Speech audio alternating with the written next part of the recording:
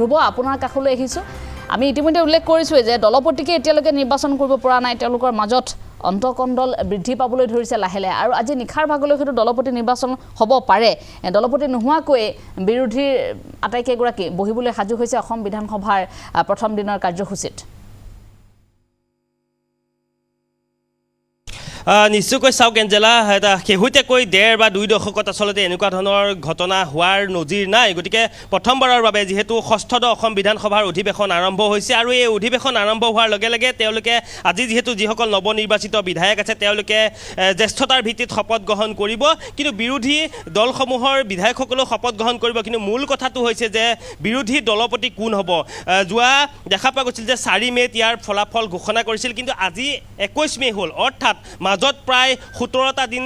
পাৰ হৈ গ'ল বুলি ক'ব পাৰি কিন্তু আজি পৰ্যন্ত বিৰোধী দলপতি কোন হ'ব কংগ্ৰেছ দলে বাছনি কৰিব নোৱাৰিলে গতিকে ইয়াৰ মূল কাৰণটো কি বুলি ক'লে পুনচ্ছাতেই ক'ব লাগিব যে যি কংগ্ৰেছৰ 19 গৰাকী বিধায়ক জয়ী হৈ আহিছে তাৰে 18 গৰাকী হৈছে সংখ্যালঘু বিধায়ক আৰু এগৰাকী মাত্ৰ হিন্দু বিধায়ক বুলি আপুনি ক'ব পাৰে গতিকে সেইগৰাকী হিন্দু বিধায়কক তেওঁলোকে দলপতি পাতিব নে 19 গৰাকীৰ ভিতৰত 18 গৰাকী থকা সংখ্যালঘু বিধায়কক তেওঁলোকে দলপতি পাতিব এই যিটো দুমুজা বা সমীকৰণ নিমিলা যিটো তেওঁলোকৰ অংক এই কাৰণেই তেওঁলোকে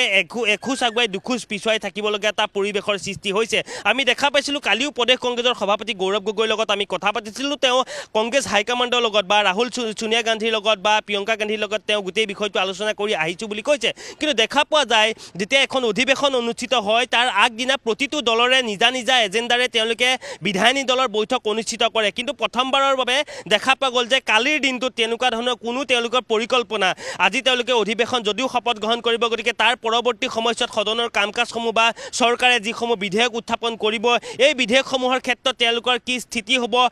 আগতীয়াকৈ তেওঁলোকৰ যিসমূহ বিধায়িনী দলৰ বৈঠক অনুষ্ঠিত হয় গতিকে এই বিধায়িনী দলত তেওঁলোকৰ এজেণ্ডাসমূহ দি দিয়া হয় বা দলপতিগৰাকীয়ে গোটেই বস্তুটো তেওঁলোকক এটা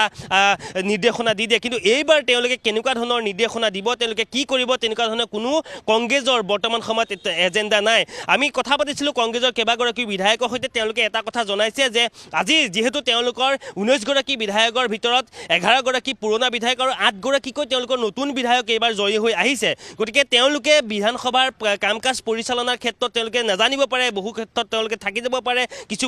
গতিকে যিহেতু 8 গৰাকীকৈ বিধায়ক নতুনকৈ বিধানসভালৈ নিৰ্বাচিত হৈ আহিছে গতিকে তেওঁলোকক পথ প্ৰদৰ্শক হিচাপে যিসকল পুৰণা বিধায়ক আছে তেওঁলোকেই লৈ যাব লাগিব কাৰণ আজি দলপতিৰ অভাৱ হৈছে কংগ্ৰেছ দলটোত শতায়ু গৰকা এটা দল এই দলটোত 10 বছৰ পূৰ্বলৈকে যিটো দলে দিছপুৰৰ শাসনৰ বাগজৰি লৈ আছিল সেই দলটোত কিন্তু আজিৰ দিনত বিৰোধী দলপতিৰ যিগৰাকী নিৰ্বাচিত কৰিব গতিকে তাৰ যোগ্যতাক লৈ এই মুহূৰ্তত প্ৰশ্ন উত্থাপন হৈছে হয়তো যোগ্য নেতা নোপোৱাৰ কাৰণে 4 মে'ৰ পৰা আজি পৰ্যন্ত অৰ্থাৎ 21 মে'লৈ মাজত 17টা দিন এনেধৰণে তেওঁলোকে দলপতি বাছনিৰ নামত সময় পাৰ কৰিবলগীয়া পৰিৱেশ এটা হৈছে নেকি এনেকুৱা ধৰণৰো কিছুমান প্ৰশ্ন কিন্তু এই মুহূৰ্তত উপস্থাপন হৈছে গতিকে যিহেতু 9:30 বজাৰ পৰা বিধানসভাৰ আৰম্ভ হ'ব গতিকে 9 বজাত কংগ্ৰেছ দলৰ যি সকল বিধায়ক আছে তেওঁলোকৰ বিধায়িনী দলৰ কক্ষত মাতিছে কিন্তু কক্ষত মাতি তেওঁলোকে কি ধৰণৰ আলোচনা কৰে সেই গোটেই বিষয়বিলাক এতিয়াও অন্ধকাৰত থকা এটা পৰিৱেশ হৈ আছে গতিকে আমি যিমান খবৰ পাইছোঁ হয়তো আজি ৰাতিৰ ভাগলৈহে তেওঁলোকে দলপতি নিৰ্বাচিত কৰিব পাৰে ইতিমধ্যে দলপতি নিৰ্বাচিত কৰিবৰ কাৰণে কংগ্ৰেছৰ কেন্দ্ৰীয় হাইকমাণ্ডে ইতিমধ্যে কেইবাগৰাকীও বিধায়কৰ সৈতে আলোচনা কৰিছে কাক দলপতি দিলে ভাগ হ'ব কিন্তু মূল কথাটো হৈছে যদিহে জে পি দাসক হিন্দু বিধায়কৰ ক্ষেত্ৰত অগ্ৰগতি তেওঁক আগতীয়াকৈ বা কিছু তেওঁক মুখত ৰাখি কংগ্ৰেছ দলটো যদিহে লৈ যাম বুলি ভাবিছে কংগ্ৰেছৰ কেন্দ্ৰীয় নেতৃত্ব তেতিয়াহ'লে এই যিটো কাম জে পি দাসক হয়তো দলপতি পাতিলে বাকী যিসকল সংখ্যালঘু বিধায়ক আছে তেওঁলোকে কিন্তু এক প্ৰকাৰ যে বিৰোধিতা কৰিব এই কথাটো এক প্ৰকাৰ স্পষ্ট হৈ গৈছে আৰু যিটো কথা কংগ্ৰেছৰ কেন্দ্ৰীয় হাইকমাণ্ডে গম পাইছে আৰু যাৰ কাৰণে এই দলপতিৰ বাছনিৰ যিটো প্ৰক্ৰিয়া এই বাছনি প্ৰক্ৰিয়াটোত বিলম্ব হৈছে গতিকে আজি তেওঁলোকে কেনেধৰণে আগবাঢ়ে গোটেই কথা বতৰাবিলাক স্পষ্ট হ'ব কিন্তু 9 বজাত তেওঁলোকে পুৱাৰ ভাগত কংগ্ৰেছ যিসকল বিধায়ক আছে তেওঁলোকে বহিব গতিকে তেওঁলোকৰ বহাৰ পিছত তাত কি সিদ্ধান্ত হয় সেই সিদ্ধান্ত খবৰ আমি দিবলৈ চেষ্টা কৰিম কিন্তু এই মুহূৰ্তত এটা কথাই কৈছোঁ যে শেহতীয়াকৈ 1.5-2 দশকত নোহোৱা এটা ঘটনা হ'বলৈ গৈছে আজি ষষ্ঠদ অসম বিধানসভাৰ প্ৰথমখন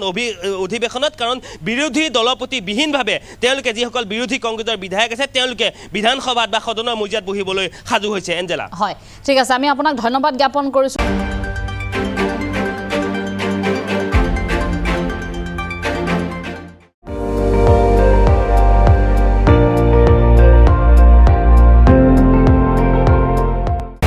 আপুনি চাই আছে ND24